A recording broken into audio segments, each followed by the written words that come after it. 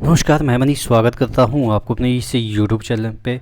दोस्तों, आपके लिए एक बहुत बड़ी अपडेट है। देखिए, थोड़ा सा सेटबैक भी है और थोड़ा सा जिन बच्चों का फ्यूचर रुका हुआ है इन वैकेंसी के लिए, उनके लिए अच्छी खबर है। कहने का मतलब ये है कि एक बार फिर से एडिशनल जो पैनल है वो जारी किया जाएगा। 2018 के बच्चे जो जेई टेक्नीशियन वगैरह वगैरह के लिए, सीएमएस वगैरह के लिए अप्लाई किए थे और वेटिंग लिस्ट में थे, उनके लिए एक द्वार खुल गया है। पता नहीं ये पॉलिटिकल प्रेशर की वजह से ऐसा किया गया है, क्योंकि इन बच्चों ने काफ़ी हड़ताल प्रदर्शन वगैरह किया था। उसके बाद यहाँ पे आप देखेंगे कि 13/6/2023 यानी कि 2 दिन पहले के डेट में ये वाला जो चीज़ें है वो आई है। यहाँ पे देखिएगा जो लिखा हुआ है, the general manager all zonal railway and production unit, और क्या दे रखा है, recruitment of filling up of additional vacancy by zonal railway and PU यानी कि production unit from stand by waiting list candidate of CEN 01 2018 technician का, और आपके JE DMS CMA and CEN 02 2019 paramedical staff. तो कहने का मतलब ये है कि 2018 की ग्रुप डी छोड़ के जितनी भी वैकेंसियाँ आई थी उसके जो हालांकि RPF वगैरह का नहीं इसमें दे रखा है, लेकिन जेई टेक्नीशियन और आपके पैरामेडिकल, ये 3 वैकेंसियाँ महत्वपूर्ण थी।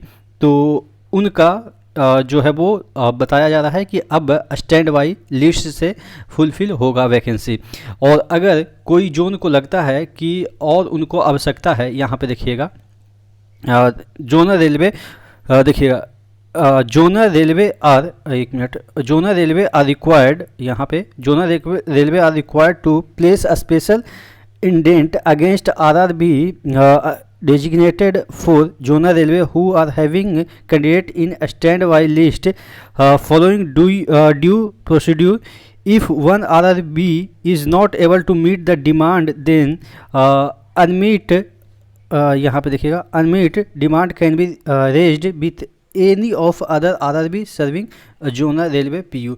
कहने का मतलब ये है कि सपोज स्टैंड बाई लिस्ट में किसी भी जोन में सपोज 10 ही कैंडिडेट है और इनको आवश्यकता है 15 कैंडिडेट का, तो ये 5 कैंडिडेट कोई और जोन से ये मांग सकते हैं, ये कहने का मतलब है। तो जो बच्चे जेई या आपके जो और भी वैकेंसी है 2018 के, जैसे CMS है या आपके पैरामेडिकल है या टेक्नीशियन है, तो उन बच्चों के लिए जो वेटिंग लिस्ट में थे उनके लिए अच्छी खबर है। अब देख लेते हैं कि कहाँ पे कितनी वैकेंसी आप रेज किया गया है, यानी कि स्टैंड बाई लिस्ट से मंगाया जा रहा है। देखिएगा NR में इलाहाबाद डिवीज़न में देखिएगा जो है वो 27 जेई की वैकेंसी भरी जानी है, लेकिन DMS से 0 है, CMA से 0 है, टेक्नीशियन के 32 है, टोटल यहाँ पे पैरामेडिकल के भी 4 है, तो टोटल 63 वैकेंसी भरी जानी है। तो जिनका भी आप समझ सकते हैं कि शुरुआती में स्टैंड बाई लिस्ट में नाम होगा तो उनका यहाँ पे क्लियर हो जाएगा। उसी तरीके से तमाम जोन का दे रखा है। इस जोन में NR जोन में आप देखेंगे टोटल कितने हैं, 889, यानी कि 900 के अराउंड यहाँ पे कुछ बच्चे ऑलरेडी कहीं सेलेक्टेड हो गए होंगे, यानी कि SSC में अच्छे पोस्ट पे चले हुए होंगे, क्योंकि 18 के बाद इतनी टाइम मिल गई है इनको। तो इस वजह से ये जो 889 जो बच्चे को बुलाया जा रहा है इस जोन में, NR जोन में, हो सकता है कि इसमें से सिर्फ 400 या 500 बच्चे पहुंच पाए, क्योंकि इसमें से बहुत सारे बच्चे ऐसे होंगे कि जो कि इतने दिनों तक बैठे नहीं होंगे, ये कन्फर्म है, कहीं ना कहीं अच्छे जॉब में चले गए होंगे। तो टेक्नीशियन कोई ज्वाइन नहीं करना चाहेगा अगर अच्छा पोस्ट में, क्योंकि टेक्नीशियन का मतलब ही आप लोग समझते हैं कि ग्रुप डी ही होता है, बस नाम है टेक्नीशियन, पे ग्रेड सिर्फ ज़्यादा है लेकिन काम वही होता है।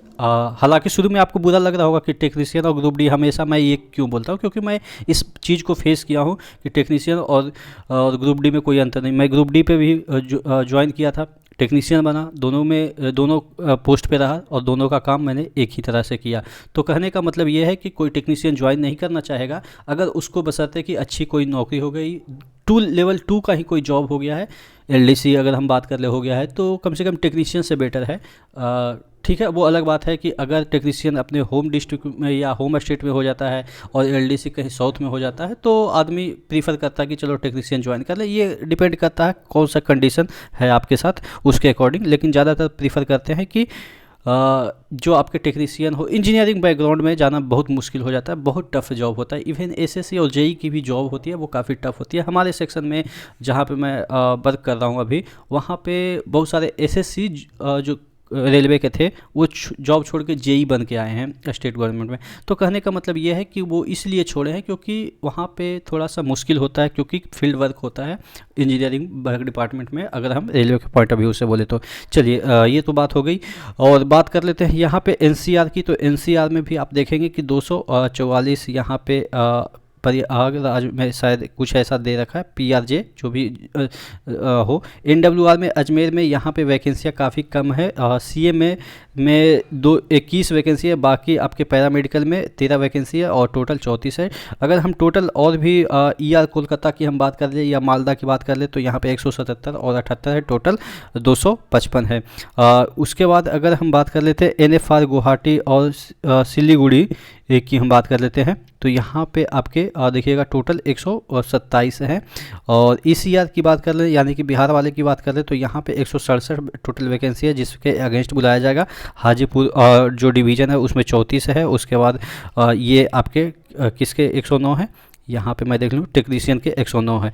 तो इस तरीके से टोटल आप देख सकते हैं कि कितने लोगों का भाग खुला है, 5749 लोगों का आप समझ सकते हैं कि भाग खुल गया है।